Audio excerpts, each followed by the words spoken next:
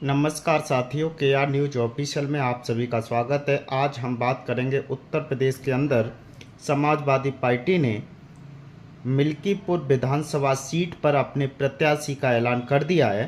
तो इस बात की हम आपको जानकारी देंगे कि समाजवादी पार्टी से उपचुनाव के लिए कौन होगा प्रत्याशी। लेकिन इससे पहले हम बता दें कि मिल्कीपुर विधानसभा सीट 2022 के विधानसभा चुनाव में समाजवादी पार्टी के खाते में गई थी, लेकिन वहां से जो विधायक चुने गए थे अवधेश प्रसाद, जो समाजवादी पार्टी ने 2024 के लोकसभा चुनाव में अपना उन्हें प्रत्याशी बनाया, लेकिन फैजाबाद लोकसभा सीट से वो सांसद निर्वाचित होकर दिल्ली पहुंचे। उनके दिल्ली पहुंचने पर उत्तर प्रदेश में मिल्कीपुर विधानसभा सीट खाली हो गई और यहां उपचुनाव होगा, यानी उपचुनाव होने की संभावना अक्टूबर में जताई जा रही है। तो मैं आपको ये बता दूं कि मिल्कीपुर विधानसभा सीट इतना नाक का सवाल क्यों बनी हुई है।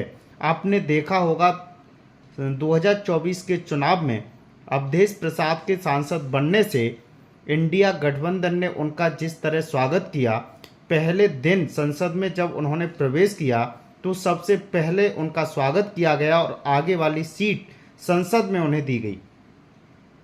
कहने का मतलब ये है कि जहां विपक्ष यानी कि इंडिया गठबंधन अयोध्या सीट बीजेपी से छीनने में कामयाब रहा, उसका उसने प्रचार प्रसार भी बहुत ज़्यादा किया।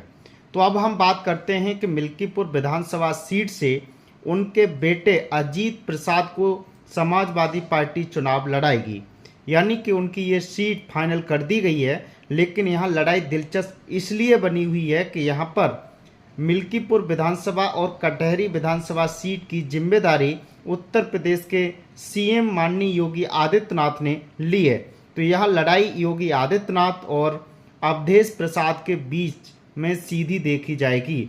लेकिन मैं आपको ये भी बता दूं, 2024 के जो परिणाम आए थे उसमें अवधेश प्रसाद ने मिल्कीपुर विधानसभा सीट से करीब 35,000 से लीड लेकर के वो आगे चल रहे थे, और वहाँ जो उनकी 55,000 से जो उन्हें जीत मिली है, तो उसमें सबसे बड़ा योगदान उनकी स्वयं की विधानसभा मिल्कीपुर से ही रहा है।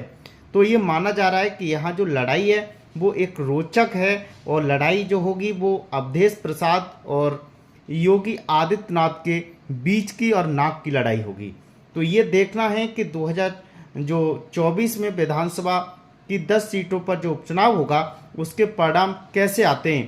परिणाम जो भी आएंगे वो इस बात को तय करेंगे कि 2027 का परिणाम कैसा रहेगा। क्या 2024 में इंडिया गठबंधन को धोखे से जीत मिल गई है, या फिर लोगों ने अब बदलाव का मूड बना लिया है। तो ऐसी सही और सटीक जानकारी के लिए आप हमारे चैनल को सब्सक्राइब और शेयर जरूर करते रहिए।